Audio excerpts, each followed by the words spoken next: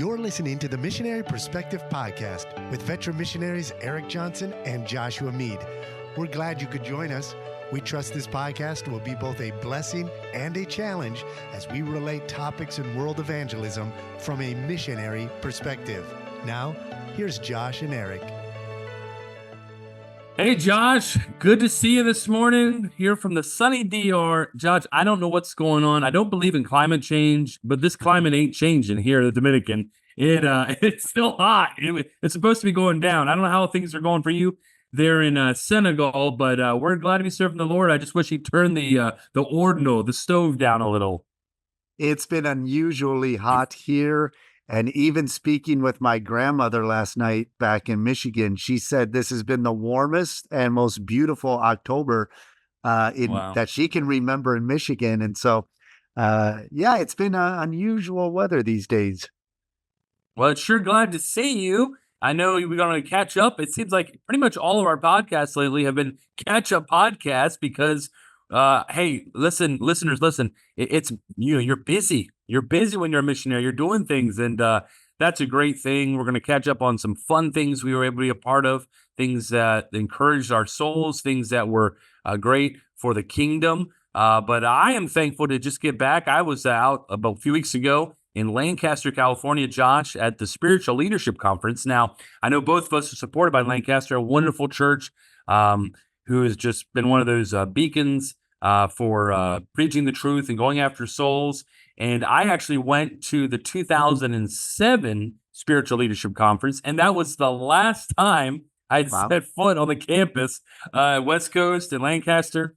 And, what happened was, and I've always from afar watched, the different conferences and enjoyed the preaching there, but we've just been busy. But when we celebrated the 15th anniversary of our home church here, our church in the Dominican, there's just something kind of came over me in my devotions and praying about some of the next steps in ministry. And I think I found, though I have been to a number of pastor fellowships here in the Dominican, and they've always been very encouraging, I just felt like I needed some time to go be spiritually encouraged. The theme this year was about being courageous in the gospel, and especially in this day and age when there's just so many people who are maybe not taking the right kind of stands for the Word of God and for biblical principles. I felt like it was something worth doing. And my wife, thankfully, she gave me the permission to go. It's a lot to leave behind and take care of everything. But I was able to get on an airplane and fly out there and really enjoy the preaching and the teaching. I got to see some old friends and catch up with them. I got to make a lot of new friends. Josh, I've got a funny story I got to tell you. Yeah, I am thankful for the opportunity at Lancaster. Actually, because I'm one of the missionaries they support, they allowed us to stay in one of the young men's dorms, the dorms for the college students. And so on this hallway, there's a number of different men. Some are missionaries, some are laymen in churches around the country, some are preachers. But there was one young man I got to talk to, and he was from a supporting church of yours. And I don't want to say his name yet because I didn't get his permission.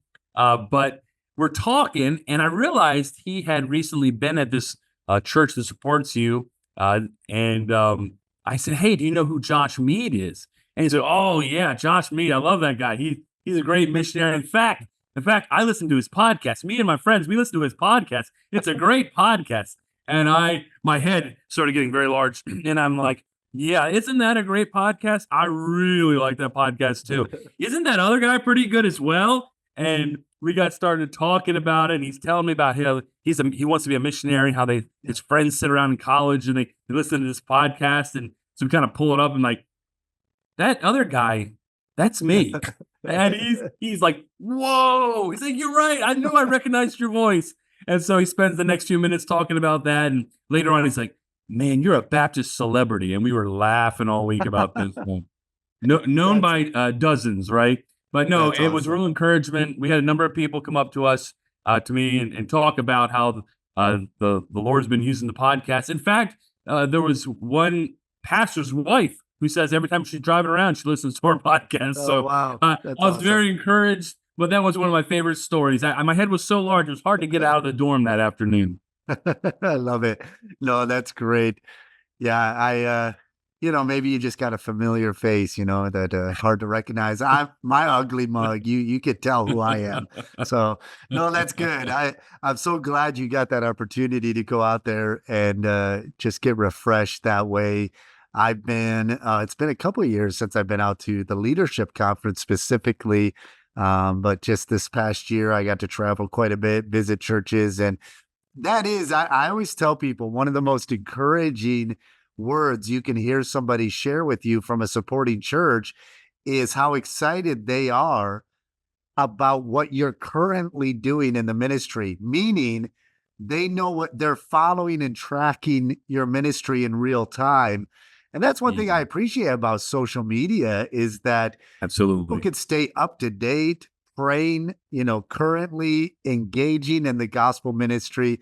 And it's just exciting to me. And so we've been busy as well. We had a group of 41 medical professionals and then just, everyday church people from different backgrounds.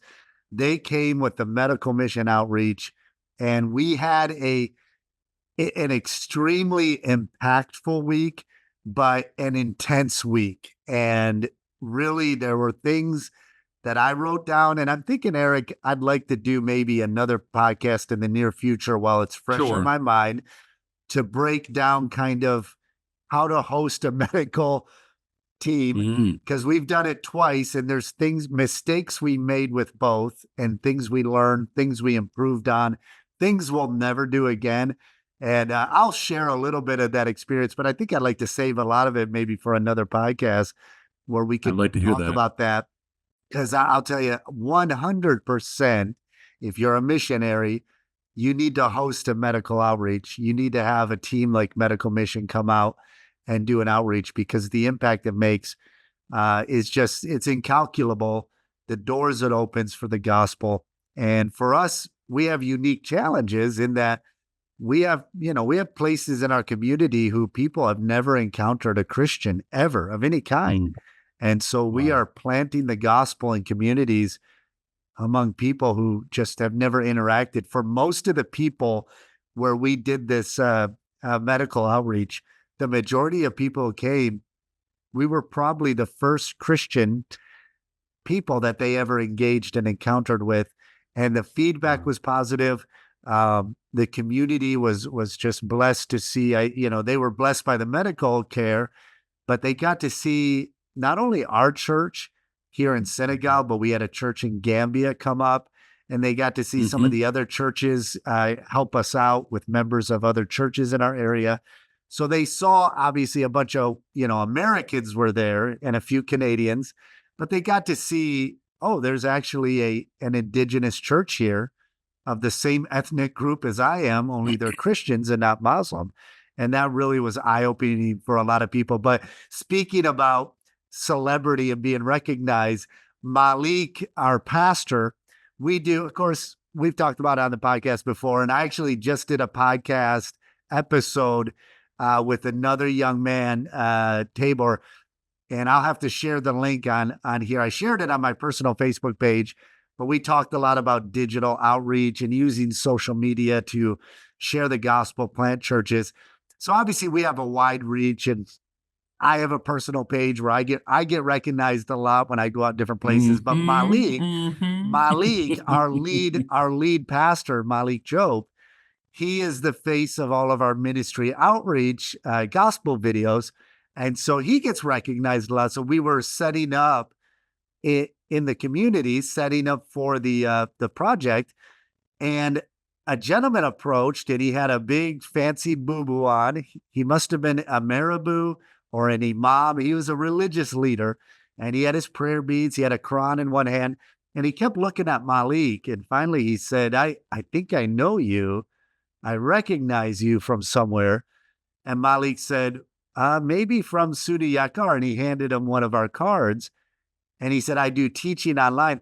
And he said, that's it. He said, I follow and listen to your teaching online.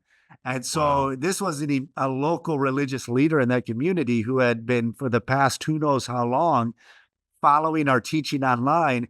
And I told Malik, what's exciting about this medical opportunity that we had was now they got to see what we teach in practice. They got to see us not just talking about the love of God and the gospel, but we were implementing it and practicing it. And I'm telling you, there were some big challenges to this week, but it was just an incredible week at the same time. Great impact. Did he not recognize Dauda Tuba? Yeah, a lot of people. Yeah, there were a few that did as well, but I won't get into that, But I did what was it? 3 weeks ago, I got recognized at a restaurant, so they gave me some free mousse chocolate mousse cake. That's the That best. was really nice. Oh yeah, that's what it's all about. It's about Jesus and free food. Free food. Oh yeah. Well, that is amazing, and that that's so true. I was actually 2 days ago. I had the opportunity to go down about an hour away. There's a young man who is seeking to start a church, and we're kind of helping him along. Probably going to become a sending church here not too long. But as we were kind of canvassing in this new city and helping him with kind of a vision, I was talking to him just kind of exactly what you're talking about. Is that for most of these people, they're never going to have known a Baptist, in many cases, an evangelical Christian. And so your first impressions are so important. Yeah. And if our impression is love, giving out to a community, not necessarily changing their culture, but understanding, how you can demonstrate the love of Christ, that's so important to breaking down barriers where you can have that first opportunity to share the gospel and show them the love of Christ and then give them the word of Christ. Absolutely. And that's something like that is key here where we work, because again, we went to a fishing village in our town, but it's across, you got to cross 2 bridges, and it's right on the beach. It's a beautiful location. But it's a very tight-knit fishing village community. There's no churches at all in this entire community. And as far as we gathered, there's been no intentional gospel outreach in this community. And so the needs were great. I read a few follow-up posts of some of the team members that had to come. One of the providers, she's from California, and she just posted afterwards some pictures of her trip. And she was saying that this was probably one of the most difficult countries that she had been to do medical outreach. The challenge is, one, it was hot. Okay. It was unusually hot. And that's one of the things we're changing. We're not going to host a medical team during the hot season again. We'll make sure it's the cool season. But she said, beside the heat, and there were people from Arizona who said, we've never even been in this type of heat. This is ridiculous. And I was just in Arizona. It was 108.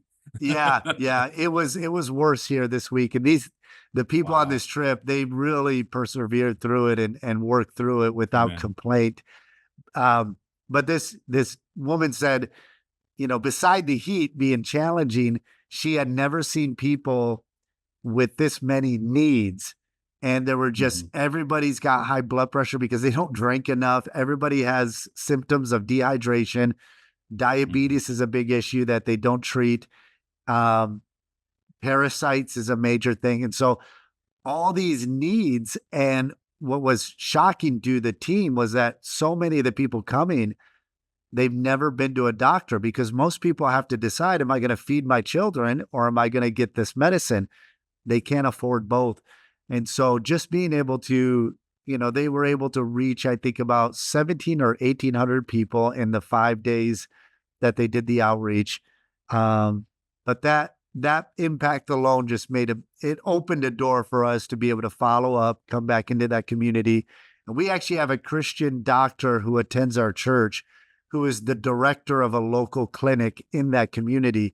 So that's going to open up so many more doors for him to be able to share the gospel with those in the community that come for care and everything. And so, certainly it's one of those areas. If you're a missionary and you're figuring out, man, how can I get an inroad into this village, into this community, man, you need to consider doing a medical outreach. And Erik, I think we'll do a podcast, maybe just talking about the steps leading up to it, because it's a little more intensive than maybe a construction trip. There's a lot that goes into a construction team or maybe Sure. hosting Oh, a yeah. youth group. There's a lot that Well, goes there's into it. more outside people who you can't possibly plan for that are just going to Right. show up. You're reacting, and Yes. whereas in a construction group, it's the guys you have, maybe some construction workers, Yep. but you're in your little world. You're allowing the world to come to you, and you have to react to it.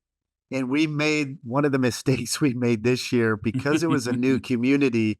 We decided to partner with the local leadership to help us control the crowd outside. And one of the gentlemen, who's one of the local leaders, he just was not. It turned out it was an awful situation, and he ended up getting the final day. They actually the team had to close early because it got out of hand. And maybe I'll share the story later. We won't get too much into it here. But basically, we had to shut down early and call it because it just got too out of hand. And it boiled down to this one gentleman was just being absolutely belligerent and was not respecting our process of bringing patients in. He was skipping people in line, and a lot was going into it. And when I addressed it, I just noticed he's not being reasonable. It's, we've crossed a line here now with just losing control of the crowd, things like that. But then for me, I'm pretty relaxed, but there were stresses, and I want to share this because I want to share this maybe in another podcast too, Eric. I think this last week was some of the stress that I didn't even know I was under, because I actually got my jaw started locking up. Lockjaw. Okay, lockjaw. Yeah, and because I guess I carry all my stress in my jaw, and I didn't realize it. And by the last day after the team left, like my jaw was almost locked up, and I was in an incredible amount of pain. And there's a name for a TMJ or something like that. Yeah. So I gotta get that treated anyways. But there was a lot of stress during the week that I didn't even realize, because I don't manifest stress. I don't really notice it, except it's there, And I think sometimes as missionaries, there's different personalities. People deal with stress different ways. I don't really recognize stress. And I think until my body like just wears out, or something like my jaw locks up, and I realize, Right. I'm under a lot of stress here. But one of the things during the week, this gentleman, he basically got up in the face of one of our guests, a staff member of the team that was here, and was almost she felt she was being threatened, and it made me very upset. And so I went to another person on our team, one of our Senegalese gentlemen who is older, an elder. And I said, you need to go and address this, because the Bible says that a pastor is not to strike people. And I said, I'm ready to leave the pastorate so I can punch this guy. So you need to go talk to him. And, eventually it was dealt with, but it was, I realized this was the first week, I think, in the 15 years of me being here, when I sat down and evaluated some of what took place this week, that I thought, I get it now. I understand why missionaries leave, why they leave the field, because of the opposition and the stress and the difficulty. Now, it never crossed my mind that I'm going to pack up and go home. Right. But it was the first time where my personality is just ignore stress, move on. Let's meet the challenge and do better. If we fail, let's just keep going. And I think God sent me here for a reason. And my Julie is the same. He put us here for a reason as a team, because there are challenges to this country. But it was really this week, watching some of what took place, knowing that, yes, there was an incredible impact made for the gospel, but at the same time, the opposition and the darkness was real. And I realized this week, okay, I can maybe empathize a little more in understanding why sometimes people pack up and go home. And I'm trying to work through some of that, because I want to be able to, okay, how do you psychologically, spiritually, physically and emotionally work through that very real feeling, and then not actually quit, continue on. And so let me ask you this. We didn't have a topic for this podcast. We're just chatting.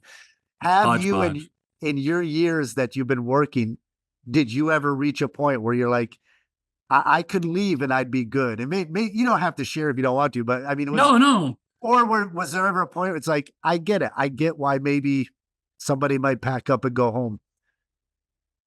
It's funny. Let me think about that. Maybe not that exact feeling you're thinking, but what I would say is we have experienced, just because the Dominican has had so many missionaries, Josh, Sure. and so many of them have left, and we have just been blessed to become friends with many, many of them, sometimes very close friends. Yeah. And so in the sense of our personal ministry, I haven't necessarily faced that specific opposition, or I'm just not thinking of it right now. Because I will say there is a part of your life that sometimes, like for instance, we were building this church. There was oppositions, but I wouldn't say they were satanic in nature. Sure. They were more red tape and things like that you have to work through. There are times when it comes to sin, there are direct oppositions that I've prayed that if the Lord, not to take people out, but to take people out of the sphere of influence in our fellowship, because they're not having good, but very close people I've been able to fellowship with, and not even say counsel, because we're probably contemporaries. That there is such an opposition spiritually to what we're doing that I feel, and this is kind of parallel to why I went to spiritual leadership conference, though we weren't going through a time of difficulty. Right. I also feel like when we hit certain chapters in our lives, we need motivations, we need goals, we need challenges, we need a second wind. And, I think there's part of a molecular thing that's common in men. They call it a midlife crisis, but I don't think it's a crisis when it comes to what I'm talking about, in the sense of, there's sometimes what I call the second act in a missionary or a ministry life, where you don't necessarily do the same thing for 40 years. If you're doing the same thing, you're probably not growing. Right. And so for me, there were a lot of things I was praying about. We were praying about camps. We were praying about this. And I can honestly say that's one of the reasons I went out to this leadership conference, was to be around like-minded men, to be encouraged in the word, to have some inspiration spiritually, and some even with innovation. But I can honestly say that, the when we're able to reflect on God's goodness and his faithfulness, and we're able to keep our world tight. When I mean our world tight, I mean our relationship with the Lord, our relationship with our wife and our kids, and then on the things that are most necessary when it comes to our ministry. Because both of us, I think, both have visions that are, more that are grander than just, the church we're working in now. But I think the Lord, he wants us to stay close to him, and he will allow difficulties to test us. And I think everybody has different situations, but that realization there is a real realization. I'll give you an example. There's a young man who witnessed, a bunch of young men, one of our missionary friends 9 years ago passing away because he was out in the ocean saving people who were drowning. Right. And a number of young people who were kids in the ministry mentally were affected by that. And, there were cases where families had to make changes, some ministerial changes, and this was no fault of anyone's. But I could certainly sit back and go, Lord, I don't know why you allowed that. We can't figure that out. But we can certainly understand why people are having these difficulties because of what they faced. And so, sometimes the Lord put these obstacles like this man in front of you, whether it's to have a better design or plan the next time, or I'll give you a perfect example of a silly thing. When we did 2 different ordinations, one time we did ordination with just the strong men in our church and 1 or 2 other pastors we called in. The next time we opened it to all the men in the church. Well, what I didn't realize was there were these 2 men who had just started to come into the men's meeting that weren't believers. And Josh, they showed up drunk, and they showed up asking questions. Like, I'm like, I'm never doing this again. This is the stupidest thing I've ever done. Now we're just going to go back to this select group. And so, who knows why sometimes we face opposition. But I think our closest to the Lord, understanding our calling, and then I think you're probably empathetic like you said, empathetic now to people who, for whatever reasons, they have to stop being a missionary. You can sometimes understand when the weight of opposition is so strong. So I know it's kind of rambling, but in a sense, I do understand. Haven't had that exact situation, but I'm certainly empathetic to that.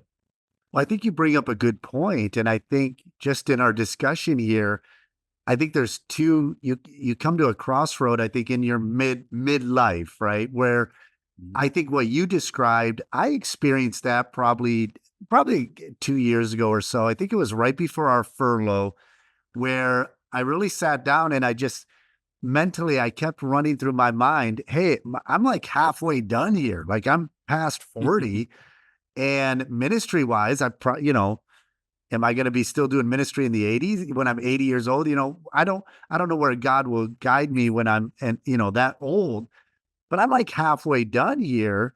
What have I accomplished, and where am I going? And am I just going to keep doing the same thing? And I think, Eric, you bring up a great point, is that depending on the context of where you're working, there's different challenges, different opposition. And I think it's one of the two things. You reach a point maybe where, like in my situation just this past week, where the opposition, and I do not use it lightly, like you said, I don't lightly say this is Satan coming against us. I think we use that too Right. much. But I can say, and people gave testimony who came on this group, there's a darkness here. They said that we've never felt any other place.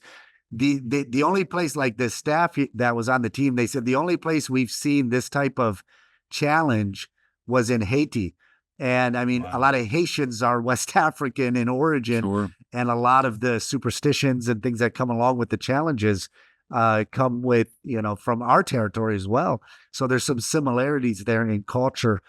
But that being said, I think that you're either going to come to a point in ministry where the opposition and burden is so great that you are like, I can't keep going like this. What is the point?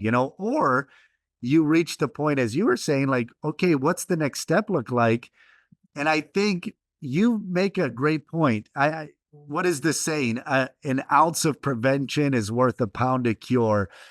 If you can be intentional in getting around other men and influence, like the Spiritual Leadership Conference, if you're a missionary who's kind of isolated, I would say this, like your situation and our situation, we're probably a little more isolated than maybe you are in fellowship with other missionaries, but you're a veteran missionary who kind of takes a leadership role even among other missionaries, which makes you isolated by fact of you're pouring your life into other people, you're mentoring, and you maybe don't have somebody who's older than you mentoring you. And so there's an isolation, and you can reach a point where you just get stuck in a rut of never developing and growing. And I think you make a great point. If you're a middle-aged missionary, if you're reaching, that 40, 45-year mark, I think you need to decide. Yeah, exactly.